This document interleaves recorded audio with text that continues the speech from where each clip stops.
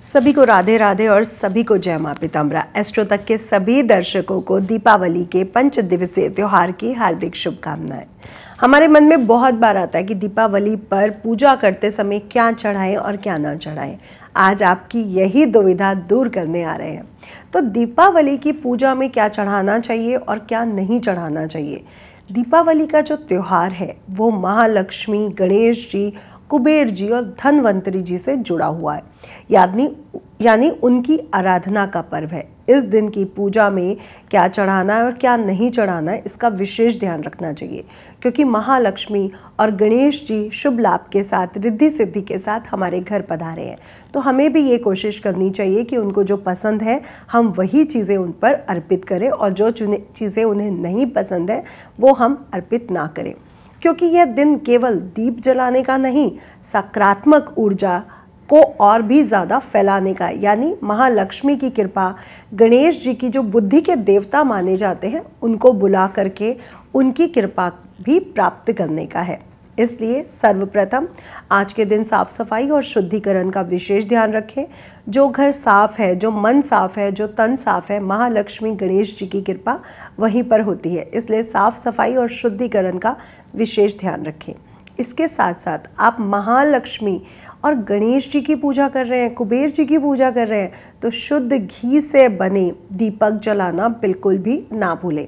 अगर किसी कारणवश आप शुद्ध घी से बने, जो गाय के घी से बने हो, उसके दीपक ना जला पाए तो कम से कम शुद्ध तेल, चाहे वो तिल का तेल है या वो सरसों का तेल है, उसका दीपक जलाना बिल्कुल भी ना भूलें।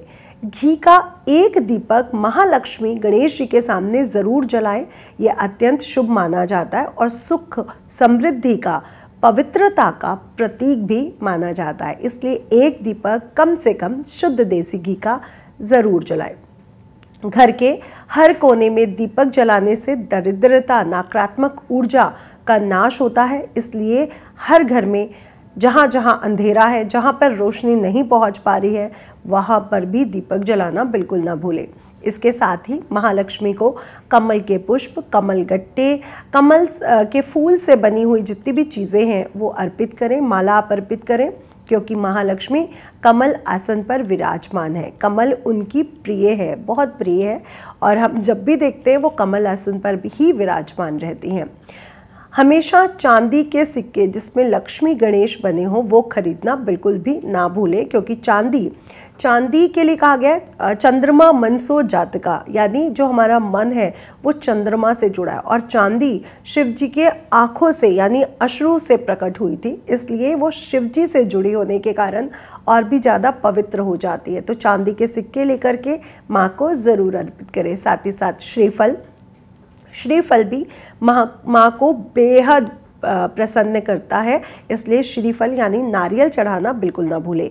हल्दी जो शिव जी की अत्यंत प्रिय वस्तु है वो महालक्ष्मी को भी बहुत प्रिय है, इसलिए हल्दी ज़रूर चढ़ाएं। आप हल्दी की गांठें भी पूजा में रख सकते हैं। कुमकुम, अक्षत उसे कहते हैं जो चावल टूटा ना हो, यानी पूरा साबुत चावल अक्षय फल को प्रदान करता है, इसलिए अक्षत ज़रूर चढ़ाएं। गंगा जल का विशेष लाभ उठाएं। गंगा जल से पहले सभी चीज़ें पवित्र करें और माँ का अभिषेक, गणेश जी का अभिषेक करने के लिए गंगा जल का इस्तेमाल करना बिल्कुल भी ना भूलें। एक चौकी लें साफ, उस पर गंगा जल छिड़के, लाल वस्त्र बिछाएं, इसमें लक्ष्मी गणेश की मूर्ति को स्थापित करें। लक्ष्मी गणेश की मूर्ति लेते समय इस बात का ध्यान रखें कि या वो मिट्टी की हो, या वो अष्टधातु की हो, या फिर वो चांदी की बनी हो। और लक्ष्मी गणेश की मूर्ति अलग अलग है तो बेहद शुभ मानी जाती है। लक्ष्मी गणेश के समक्ष अर्पित करते हुए यह सब चीज़ें आपके जीवन में धन की स्थिरता आए और आपके जीवन से हर तरह के जो दुख है, दरिद्र है, वो नाश हो जाए। महालक्ष्मी को पंचमेवे से बनी खीर जिसपे चांदी का वर्क लगा हो, हमारे गणेश जी को बूंदी के लड्डू और साथ ही साथ मोदक बहुत प्रिय हैं। ताजे ऋतु फल अगर आप उनको भोग लगाते हैं, जैसे महालक्ष्मी को शरीफा, अनार बहुत प्रिय है, उसी तरह गणेश जी को केले हैं और साथ ही साथ केथा भी बहुत प्रिय है। यह ध्यान रखें कि अगर मिठाई ताजी हो या अगर घर पे बनी हो तो खीर बनाना बिल्कुल भी ना भूलें। अब अगर बात करें कि क्या नहीं चढ़ाना चाहिए, तो कभी भी पूजा करते समय लक्ष्मी गणेश जी को या फिर आप अपने घर पे भी पूजा कर रहे हैं तो बासी मुरझाए फूल कभी नहीं चढ़ाने चाहिए, ये अशुभ माने जाते हैं। अगर आपने फूल सूंघ लिया है तो वो फूल भी लक्ष्मी गणेश या पूजा स्थल पर नहीं चढ़ाए जाते, इसका कृपया ध्यान रखें।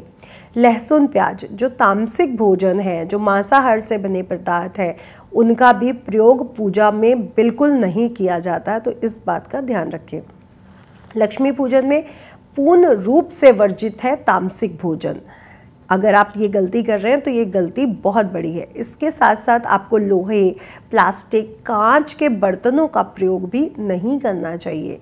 आज के दिन हम महालक्ष्मी की पूजा करते तो फटे पुराने वस्त्र, लड़ाई झगड़ा अगर घर पे हो रहा है या फिर आपके घर में बहुत ज़्यादा वाद विवाद रहता है, नकारात्मक ऊर्जा रहती है, तो ऐसे घर में अलक्ष्मी यानी लक्ष्मी जी की बहन का वास हो जाता है और आपके जीवन से लक्ष्मी जी चली जाती हैं। इसलिए फटे पुराने कपड़े ना पहने, घर की साफ सफाई का ध्यान रखें, लड़ाई झगड़ा बिल्कुल भी ना होने दें और साथ ही साथ स्वच्छ और सुगंधित अगर आप अपने घर को रखते हैं तो आपके घर में महालक्ष्मी का वास होता है। तो लोहे की चीज़ें, प्लास्टिक की चीज़ें और कांच की चीज़ें बिल्कुल भी इस दिन इस्तेमाल में नहीं लानी चाहिए। अगर आप ये सब ध्यान रखते हैं तो ये पूजा आपके लिए सार्थक सिद्ध होगी और अक्षय फलों को प्रदान करने वाली होगी। GNT के सभी दर्शकों को फिर से एक बार और दीपावली की हार्दिक शुभकामनाएं। अगर आप मुझसे जुड़ करके अपनी समस्याओं का समाधान चाहते हैं और चाहते हैं कि आपकी समस्याओं को ज्योतिष के माध्यम से सुलझाया जाए तो आप हमसे संपर्क कर सकते हैं, जुड़ सकते हैं एस्ट्रो तक पर।